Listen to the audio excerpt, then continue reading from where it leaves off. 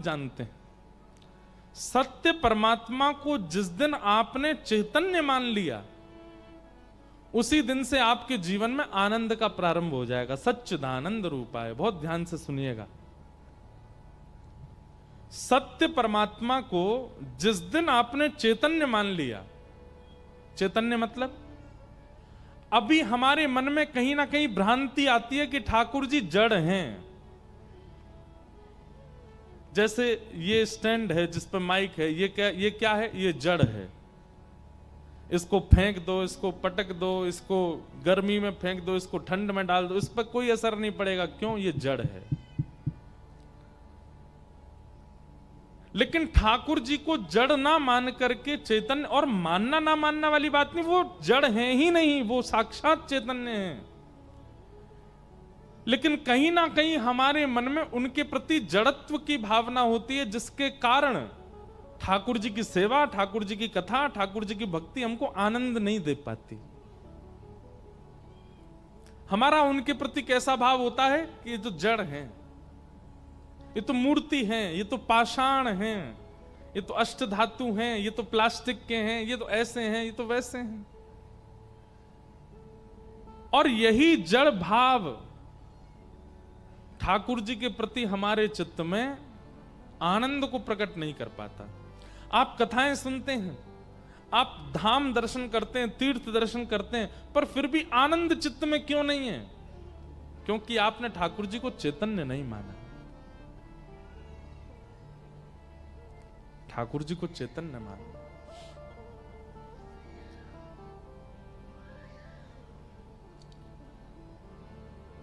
श्री तुकाराम जी महाराज, श्री नामदेव जी महाराज, इन्होंने ठाकुर जी को जड़ नहीं माना, चैतन्य माना। श्री भक्तिमती मीराबाई, ठाकुर जी उनके लिए जड़ नहीं है, चैतन्य है। सब लोग इधर देखो, इधर देखो, यहां देखो, कथा सुनो।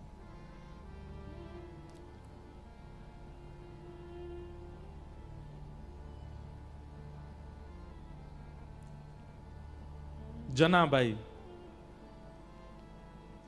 ठाकुर जी को जड़ नहीं माना, चैतन्य है।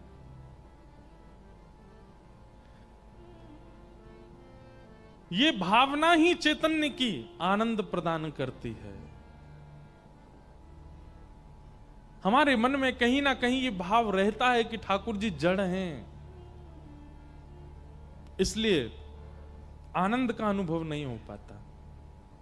हां, भजन करने में सुख मिलता है, नाम करने में सुख मिलता है, कथा सुनने में सुख मिलता है, पर सुख किसको कहते हैं? जो बहुत लंबे समय तक ना रहता हो व्याप्त, उसको सुख कहते हैं। और जो अनंत काल तक, अंतिम श्वास तक रहता है, उसे कहते हैं आनंद। आनंद तभी मिलेगा जब ठाकुर जी के प्रति चैतन्य भावना। अब जैसे भगवान नाम आप लोग लिखते हो, हरे कृष्ण कृष्ण कृष्ण हरे हरे, हरे राम राम राम। अब ये नाम आपका इसके प्रति शब्द बुद्धि है, इसके प्रति नाम बुद्धि है, इसके प्रति अक्षर बुद्धि है, इसलिए ये नाम आपको सुख नहीं देता। लेकिन एक एक शब्द के प्रति यदि चैतन्य बुद्धि हो जाए, तो जब आप महामंत्र उच्चारण करेंगे, आपका रोम रोम पुलकित हो जाएगा। ठाकुर जी के प्रति, ठाकुर जी के नाम के प्रति, ठाकुर जी की सेवा के प्रति, ठाकुर जी की कथा के प्रति जड़ बुद्धि मत रखिए। बहुत सुंदर बात है, ध्यान से सुनिएगा। कथा के प्रति शब्द बुद्धि नहीं। भुसावल में अमुक स्थान पर कथा हो रही है, व्यास जी वृंदावन से आए, कथा सुना रहे हैं, हम सुनने के लिए जा रहे हैं, प्रसाद पा करके आएंगे। शब्द बुद्धि नहीं।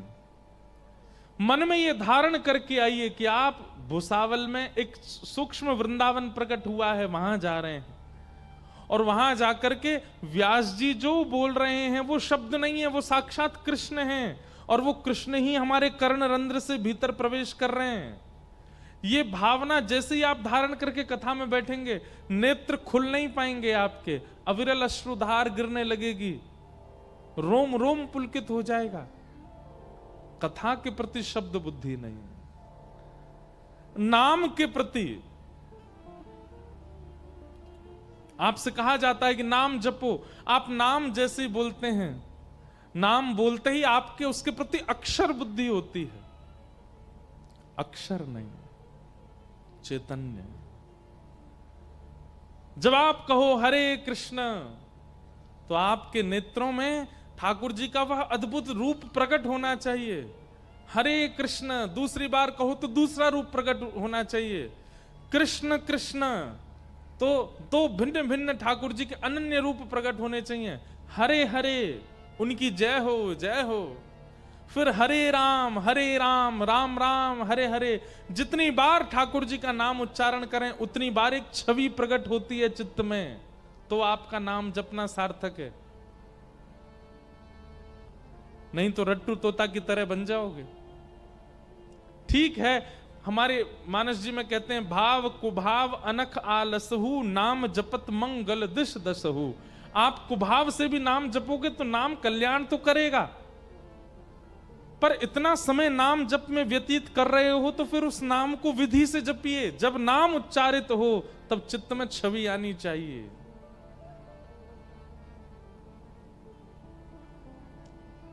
तब चित्त में स्वरूप आना चाहिए।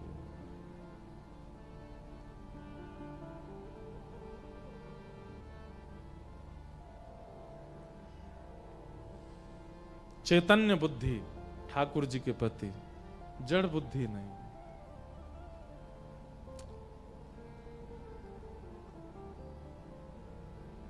आप लोग कहते हैं, कई बार लोग मिलते हैं, महाराज जी सेवा का कोई नियम बताइए। हम ये कहते हैं ठाकुर जी को जिस दिन आप चैतन्य मान लेंगे उस दिन आपको किसी से पूछने की आवश्यकता नहीं है कि सेवा का नियम क्या है। चैतन्य स्वरूप ठाकुर जी का अपने आप सेवा कराएगा आपसे। वह व्यवहार, वह स्वभाव ठाकुर जी के प्रति जो आपका बन गया, वो अपने आप आपसे सेवा निवृत्त आपको सेवा में पहुंचाता रहेगा। वैष्णवों के प्रति मानव बुद्धि नहीं, वक्ता के प्रति मानव बुद्धि नहीं, गुरु के प्रति मानव बुद्धि नहीं, उनके प्रति हरिजन बुद्धि। ये ठाकुर जी के जन हैं, ये ठाकुर जी ही हैं, ऐसी भावना चित्त में आ जाए।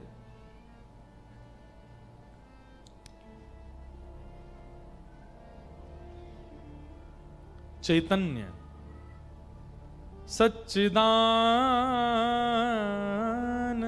रूपाय विश्वोत्पत्त्यादि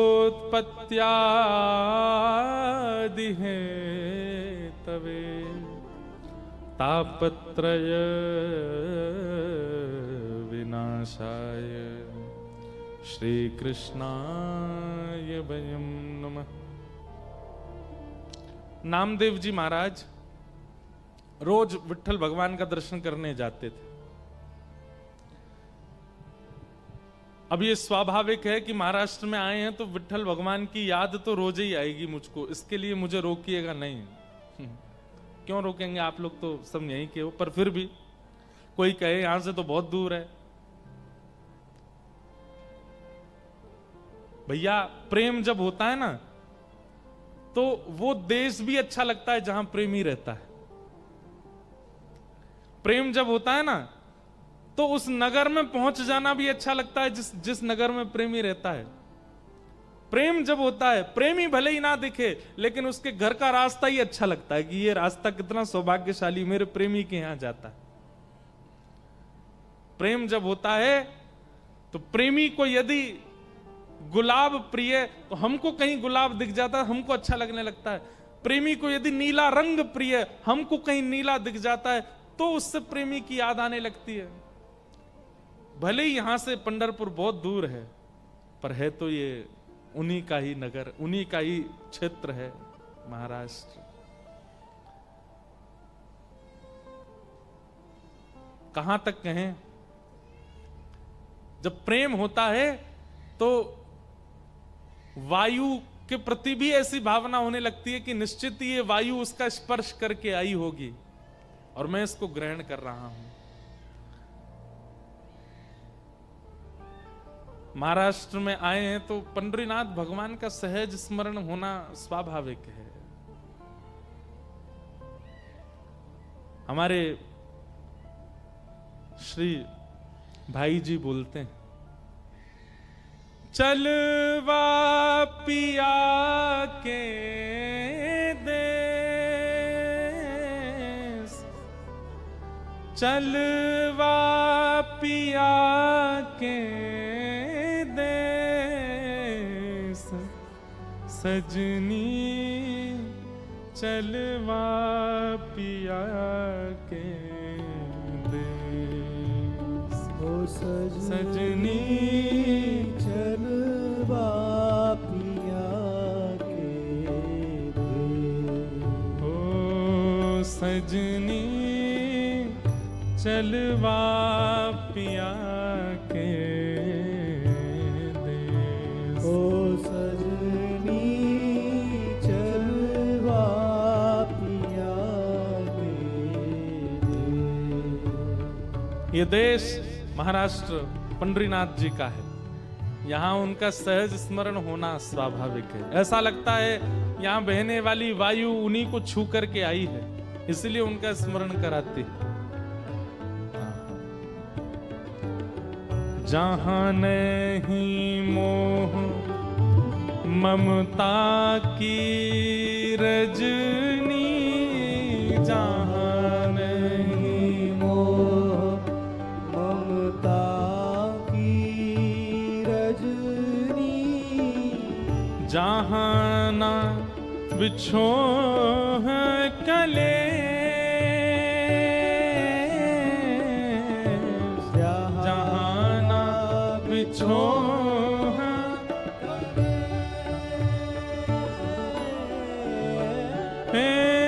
जहाँ नहीं आवन जावन कितहूँ, जहाँ नहीं आवन जावन कितहूँ, पिय संग नित्य मिलाप हो,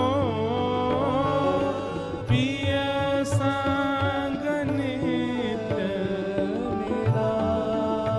हाँ, सजनी चलवा पिया के देश, ओ सजनी चलवा पिया के देश, हाँ, चलवा पिया के देश, चलवा पिया के देश, सजनी चलवा पिया के देश, ओ सजनी चलवा पिया के देश, ओ जहाँ नहीं होत अंग संग कबहू, जहाँ नहीं होत अंग संग कबहू, मिले रहे दिन रैन, मिले रहे दिन रे। कितनी सत्य बात कहते हैं भाई जी कि जहां नहीं होत अंग संग कबहू, मिले रहें दिन रैन। ये तो बात हम अपने ऊपर घटा करके आपको बता सकते हैं। हम आए भुसावल हैं, आए महाराष्ट्र में हैं, पर रोम रोम एक एक अंग को ऐसा अनुभव हो रहा है मानो श्री पंढरीनाथ के पास आ गए हैं, श्री विट्ठल के पास आ गए हैं, श्री रुक्माई के पास आ गए। अभी उनको स्पर्श करने का, देखने का, दर्शन का भी सौभाग्य नहीं मिला है, लेकिन केवल महाराष्ट्र में आने मात्र से ऐसा अनुभव हो रहा है कि हम उन्हीं के समीप हैं। कानों को उन्हीं का स्वर सुनाई दे रहा है, नेत्रों को वही दिखाई दे रहे हैं, जीव उन्हीं को गा रही है। जहां नहीं होत अंग संग कबहू, फिर भी मिले रहें दिन रैन। बिछुरत नाही एक पल मन सो, बिछुरत नाही एक पल मन सो। हे मृतक सजीवन में, हाँ मृतक सजीवन में सजनी चलवा पिया के दे। ओ सजनी चलवा पिया के दे। हाँ चलवा पिया के दे। चलवा पिया के दे। सजनी चलवा पिया के दे। सजनी चलवा पिया के दे। हाँ, सजनी चलवा पिया के दे। ओ सजनी चलवा पिया के दे। हमारे पूज्य श्री भाई जी का ये भाव है, और ये भाव सार्थक होता दिखता है कि केवल नगर में आने मात्र से, प्रांत में आने मात्र से इष्ट की इतनी स्मृति बनना। तो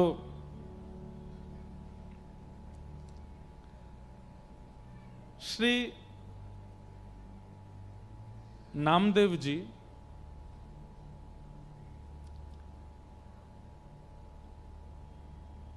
नित्य दर्शन करने जाते थे श्री पंडरीनाथ भगवान का।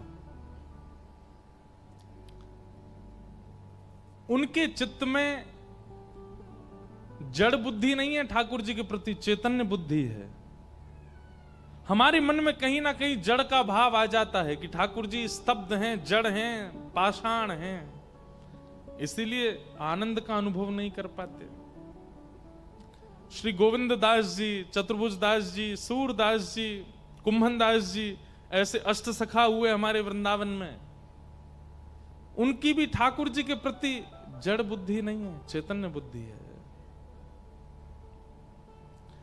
और गीता में भगवान कहते हैं कि ये यथामाम प्रपद्यन्ते ताम तथैव भजाम्य हम। जो मेरी जैसी आराधना करता है मैं उसको वैसे ही मिलता हूं। अगर आप ठाकुर जी को जड़ मानते हो तो ठाकुर जी भी आपको जड़ ही मानते हैं।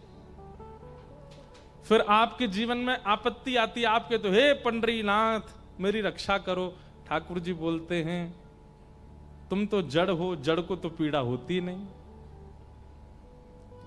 आप कहोगे हम जड़ कहां, हम तो चैतन्य। बोले तुमने मुझे चैतन्य कब माना जो मैं तुम्हें चैतन्य मानूं? तुम भी तो मुझे जड़ ही मानते हो। हैं, सुबह सुबह 4 बजे ठंडी के महीना में ठंडे जल से नवा देते हो। विचार करते हो एक बार भी? आपको लगता है कि ठाकुर जी तो जड़ हैं, नवाए दो।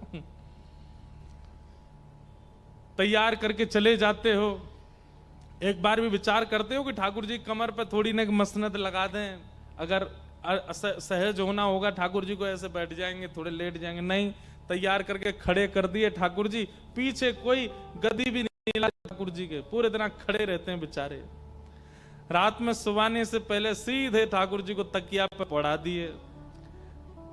ऐसे चुभने वाले वस्त्र भी हल्के नहीं करते, रात के सहज करते। क्यों? हमारे मन में भावना ऐसी, ठाकुर जी जड़ हैं, चैतन्य नहीं है।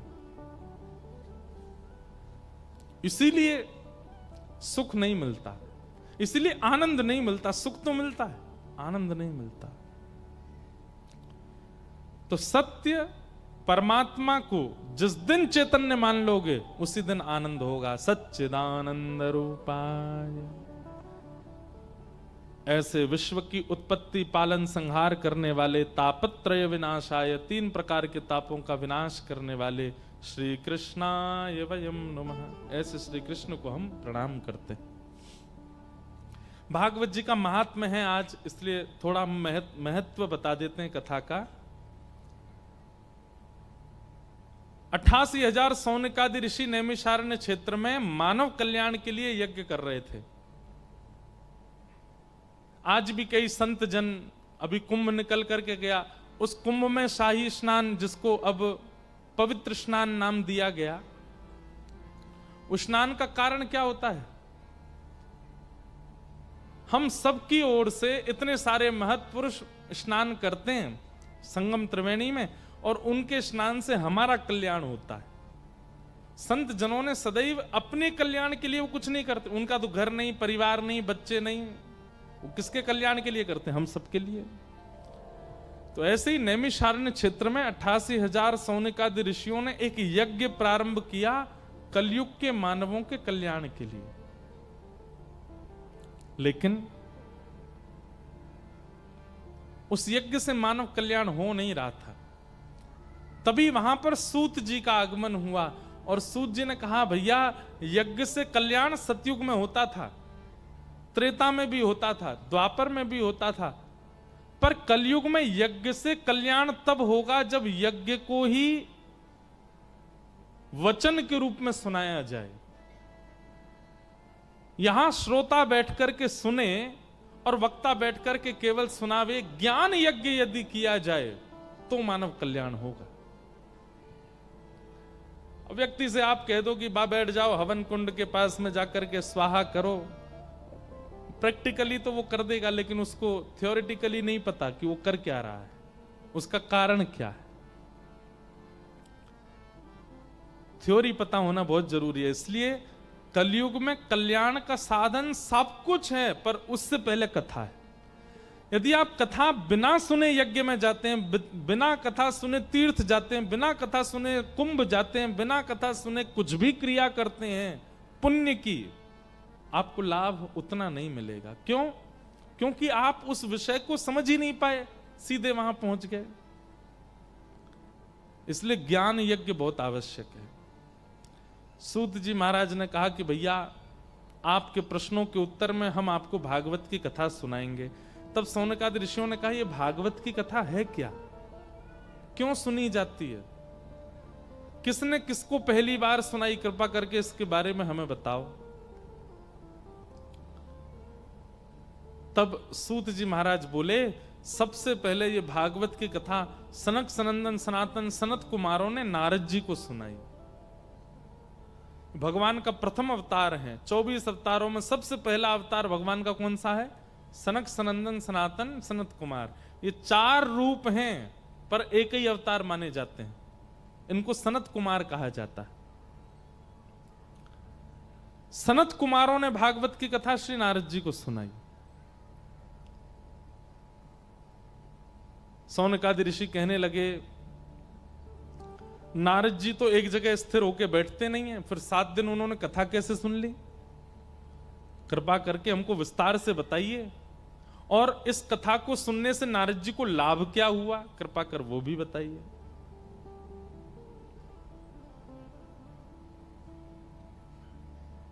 एक प्रकार से एक बात कह दें, अन्यथा मत लीजिएगा। हम कलयुगी लोग ऐसे हैं कि बिना लाभ जाने हम कुछ भी करते नहीं। अगर हमें लाभ ना पता हो तो हम किसी भी क्रिया को करने में सक्षम नहीं होते। कथा सुनने के लिए भी हमको लाभ पता होना चाहिए। इससे लाभ क्या होगा, तो ही हम कथा श्रवण में हमारी रुचि बढ़ती है। पर कहीं ना कहीं लाभ की इच्छा रखना भी एक स्वार्थ है। लाभ मिलेगा तो हम परिक्रमा लगाएंगे, लाभ मिलेगा तो हम कथा सुनेंगे, लाभ मिलेगा तो हम यज्ञ करेंगे, लाभ मिलेगा तो गुरु सेवा, लाभ मिलेगा तो गौ सेवा। कहीं ना कहीं लाभ की इच्छा भी एक सूक्ष्म स्वार्थ है। कोई बालक अपने माता पिता की सेवा इसलिए करता है कि प्रॉपर्टी उसको मिले, ऐसी सेवा किसी कार्य की नहीं। हमें तो ऐसा लगता है ऐसी सेवा कोई फल देगी भी नहीं, क्योंकि उसमें एक स्वार्थ है।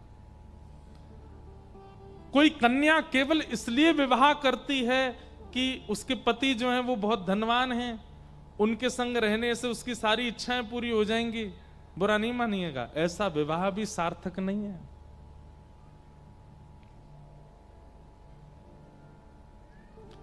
किसी प्रयोजन से किया गया क्रिया, वो क्रिया शुद्ध नहीं मानी जाती। कभी कभी बिना प्रयोजन के भी होना चाहिए। कहीं ना कहीं महात्म की इच्छा एक प्रकार से सूक्ष्म स्वार्थ है कथा सुनने के पीछे, लेकिन अब क्योंकि ये नियम बन चुका है कि पहले दिन महात्म सुनाया ही जाता है, इसलिए हम सुना रहे हैं।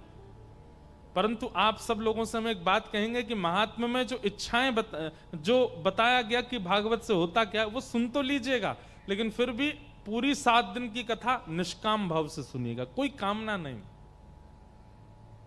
किसी कामना से मत सुनिएगा।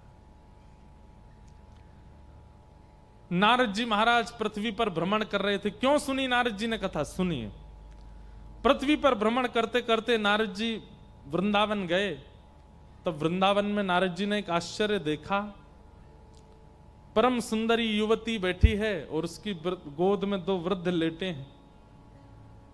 नारद जी ने पूछा, हे युवती, ये कैसा विचित्र दृश्य है कि एक युवा कन्या की गोद में 2 वृद्ध? मैं इस भेद को समझ नहीं पा रहा हूं, मुझे थोड़ा बताओगी आप कौन हो? तब उसने बताया, अहम भक्तिर्तिख्याता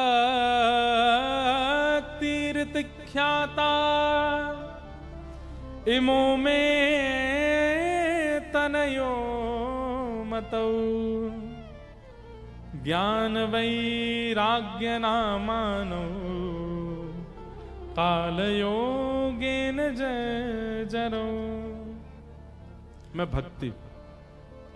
भक्ति सुनते ही नारद जी तो दंडवत हो गए। जय हो जय हो, आपकी आराधना तो मैं दिन रात करता हूं, आपके आश्रय में तो मैं दिन रात रहता हूं, पूरे दिन भक्ति करता रहता हूं। मैं जन्म से लेकर के मेरा तो जीवन का उद्देश्य ही आप हो, आपके दर्शन हो गए। मां, आप भक्ति महारानी हैं, ये 2 वृद्ध कौन है आपकी गोद में? इमो में तनयो मतौ, ये मेरे बालक हैं, इसका नाम ज्ञान है और इसका नाम वैराग्य है। भक्ति के 2 पुत्रों का नाम क्या है? ज्ञान और वैराग्य। कलयुग में लोगों के चित्त में मैं तो हूं, भक्ति तो है, इसलिए मैं युवा हूं, लेकिन मेरे दोनों पुत्र कलयुग के जीव स्वीकार नहीं करते, इसलिए दोनों वृद्ध हो गए हैं। एक बात याद रखिएगा बंधुओं, भक्ति अगर बहुत सरल स्वभाव वाली आपके चित्त में है तो केवल भक्ति से आपका कल्याण हो जाएगा। समझिएगा, लिखने वाली बात बोल रहे हैं हम। मन में चतुराई नहीं है, मन में छल नहीं है, मन में कपट नहीं है, मन में ईर्ष्या नहीं है, द्वेष नहीं है, राग नहीं है, काम नहीं है, क्रोध नहीं है, तो अकेली भक्ति ही आपको भगवत प्राप्ति करा देगी। आप अत्यंत सरल हो, सहज हो, और हमारी ब्रज की भाषा में कहें तो भोंदू हो, तो अकेली भक्ति आपका कल्याण कर देगी। लेकिन तनिक चतुराई यदि चित्त में है, तनिक काम यदि चित्त में है, तनिक लोभ यदि चित्त में है, तनिक ईर्ष्या यदि चित्त में है, तो ज्ञान और वैराग्य का संग आपको करना पड़ेगा, तब भक्ति कल्याण करेगी, नहीं तो नहीं।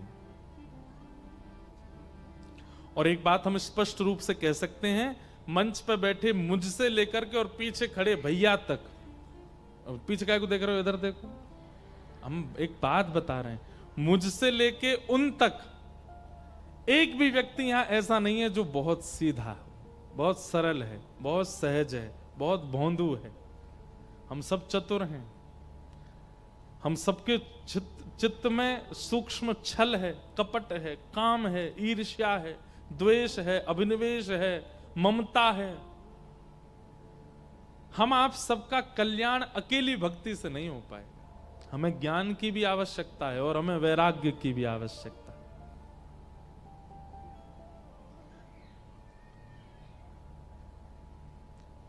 किसी व्यक्ति को सिर दर्द है तो उसको एक दवाई दे दी जाती है सिर दर्द की, लो भैया इससे ठीक हो जाएगा। लेकिन उसको यदि गंभीर माइग्रेन की बीमारी है, उसकी नस में कोई सर्वाइकल की दिक्कत है, आदि आदि, तो सामान्य सिर दर्द से काम, दवाई से काम चलेगा नहीं। उसको फिर 4-5 दवाइयां देनी पड़ेंगी, उसको कुछ काढ़ा भी बना के देना पड़ेगा, उसको और भी बहुत सारी चीज, तब जाके उसका दर्द ठीक होगा। तो हम सब जो हैं, हम सब तो माइग्रेन वाले हैं, नॉर्मल सिर दर्द नहीं है हमारे। एक गोली भक्ति से हमारा काम होना नहीं है, हमें तो ज्ञान भी चाहिए, वैराग्य भी चाहिए। 3 गोली सहित लेंगे तभी कल्याण होगा। या तो सत्संग के माध्यम से अपने चित्त के प्रकट हुए समस्त विकारों को समाप्त कर लीजिए, सहज हो जाइए, तो केवल भक्ति कल्याण कर देगी।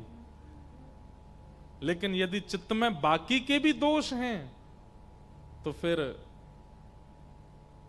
ज्ञान और वैराग्य के बिना भक्ति अकेली कार्य नहीं कर पाएगी। समझ रहे हैं ना हमारी बात?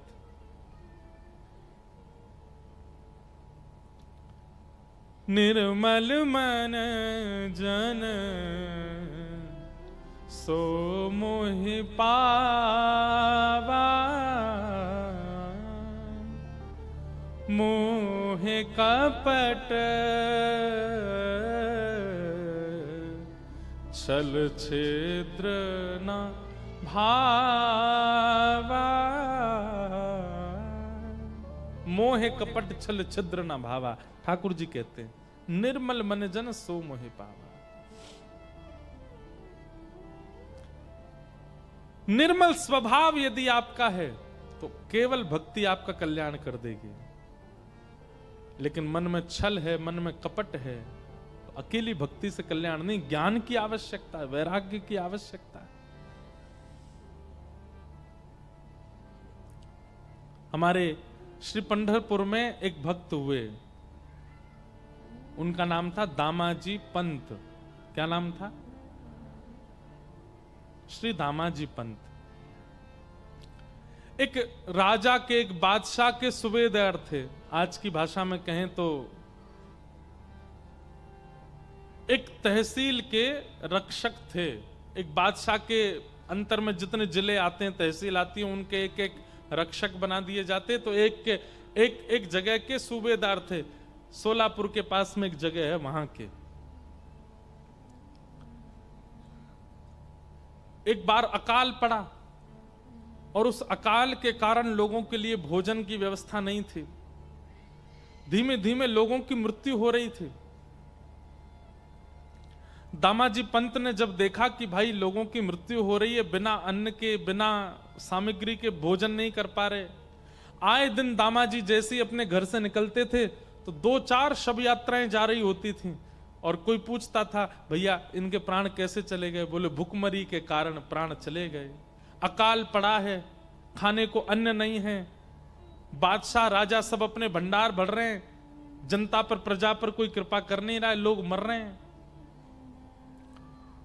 दामाजी क्या करते थे? अपने घर आते और घर की कुछ सामग्रियां बेच देते, कुछ अन्न इकट्ठा करके और फिर लोगों में बांटते। अपनी पत्नी के आभूषण बेच देते, फिर लोगों में बांट देते। धीरे धीरे करके उन्होंने अपने जितना उनका जीवन की जमा पूंजी थी सब खर्च कर दी। और सब करके करते क्या थे? अन्न खरीदते, अन्न लाते और लोगों में, गांव में बांट देते। जितना उनसे हो पा रहा था लोगों की सेवा में दे रहे थे। लेकिन एक समय ऐसा आया, श्री दामाजी पंत के पास में अब बेचने के लिए कुछ भी नहीं था। एक घर में कितनी सामग्री होगी? ज्यादा से ज्यादा 2-4 घरों को दे सके इतनी सामग्री थी। लेकिन यहां भुखमरी तो पूरे क्षेत्र में थी, अकाल तो पूरे क्षेत्र में था। तो दामाजी पंत एक दिन रात भर सोचने लगे, क्या करूं मैं, कैसे इन जीवों का कल्याण करूं, कैसे इन लोगों को मरने से बचाऊं। क्योंकि वे एक सूबेदार थे, एक तहसील पूरी, एक जिला पूरा उनके अंदर में ही आता था। तो बादशाह का अन्न कोष, उसकी चाबी उन्हीं के पास ही रहती थी। बहुत ध्यान से सुनना, बादशाह के अन्न कोष की चाबी उन्हीं के पास रहती थी। दामाजी पंत ने अपनी पत्नी को रात में बुलाया और कहा, देवी, मेरे मन में एक योजना तो है लोगों के घरों में अन्न पहुंचाने की, लोगों की मृत्यु को टालने की, लोगों को जीवन देने की, पर इस योजना से मेरे प्राण चले जाएंगे। पत्नी घबरा गई, बोले, आप कैसी बात कर रहे हैं, ऐसा कुछ भी नहीं करना जिससे आपके प्राण जाएं, मैं कहां जाऊंगी फिर। दामाजी कहने लगे, देवी, मेरे एक के प्राण जाएंगे पर लाखों के प्राण बच जाएंगे, और ऐसा भी हो सकता है कि मेरे तो प्राण जाएं, साथ में तुम्हारे भी प्राण ले लिए जाएं। पत्नी बोली, ऐसा क्या विचार कर रहे हैं आप। तब दामाजी बोले, मेरे पास ये अन्न कोष की चाबी है बादशाह की, उसमें इतना अन्न होगा कि अगले 2-3 महीने तक, जब तक वर्षा का समय नहीं आता, जब तक ठाकुर जी की कृपा नहीं होती पृथ्वी पर, तब तक लोग मरेंगे नहीं, इतना तो अन्न होगा। उसको मैं खोल दूंगा, लोगों में बांट दूंगा, और फिर जब बादशाह को पता चलेगा वो मुझे सूली पर चढ़ाएंगे, और हो सकता है कि मेरे साथ साथ तुम्हें भी चढ़ा दें। लेकिन मेरे मन में आता है कि अगर मेरे प्राण चले जाएं, लाखों के बच जाएं, तो ये सेवा मैं कर सकता हूं। अब इस बात को सोचिएगा, ऐसी विचारधारा रखने वाला व्यक्ति वो कपटी नहीं हो सकता, उसके चित्त में छल नहीं हो सकता, उसके चित्त में चतुराई नहीं हो सकती। ऐसी बुद्धि वही कर सकता है जिसका चित्त बहुत सरल और निर्मल हो।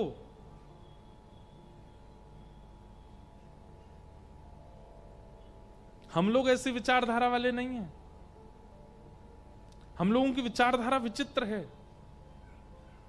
संकट आने पर हम अपनी रक्षा प्रधान मानते हैं, इसलिए हम लोग अब सहज नहीं बचे। हम जो इस काल के लोग हैं, हम में से सहजता, सरलता, निर्मलता निकल चुकी है, इसलिए हमको ज्ञान वैराग्य का आश्रय लेना पड़ेगा अपने कल्याण के लिए। प्राचीन भारत के लोग सरल थे, सहज थे, चतुर नहीं थे, इसलिए भक्ति मात्र उनका कल्याण कर देती थी। दामाजी पंत ने अपनी पत्नी से कहा, मैं अन्न कोष खोल करके लोगों में बंटवा दूं, मेरे प्राण तो जाएंगे पर इतने लोग बच जाएंगे। पत्नी ने कहा, मुझे स्वीकार है, आप कीजिए। और श्री दामाजी पंत ने अन्न कोष का भंडार खोल दिया, और राजा बादशाह को पता ना चले, रात रात में पूरे पूरे लोगों से लुटवाया खूब अन्न। इतना अन्न था उस अन्न कोष में कि 1 महीना तक लूटते रहे, फिर भी कम पड़ गया, फिर भी खत्म नहीं हुआ। लोगों के घरों में अन्न चला गया, लोग रोटी सब्जी बना के पाने लगे, भुखमरी बंद होने लगी, लोगों के प्राण जाने बंद हो गए। लेकिन ये खबर जैसी बादशाह को पता चली कि उनसे बिना पूछे दामा पंत ने अन्न कोष खोल दिया।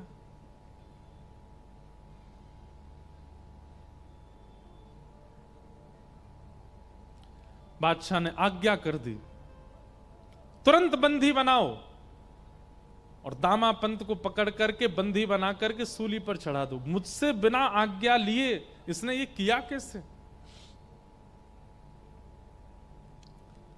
राजा के जो सेना थी, उस सेना गई घोड़ों पर बैठ करके। दामाजी को पता था कि एक दिन तो ये होना है, और आज जैसी सैनिकों को आते देखा, अपनी पत्नी को मुस्कुरा कर देख करके बोले, देवी अब मुझे आज्ञा दो,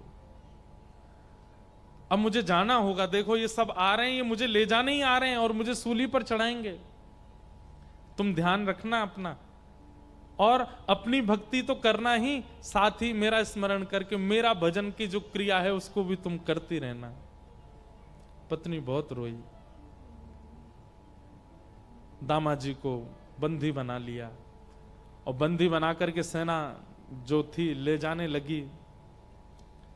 चलो राजा की आज्ञा है, तुम्हें सूली पर चढ़ाना है। हाथों में हथकड़ी, पैरों में बेड़ियां बांध करके ले जा रहे थे दामाजी को। थोड़ी दूर पर पंढरपुर आया और पंढरपुर आते ही नेत्र सजल हो गए श्री दामाजी के।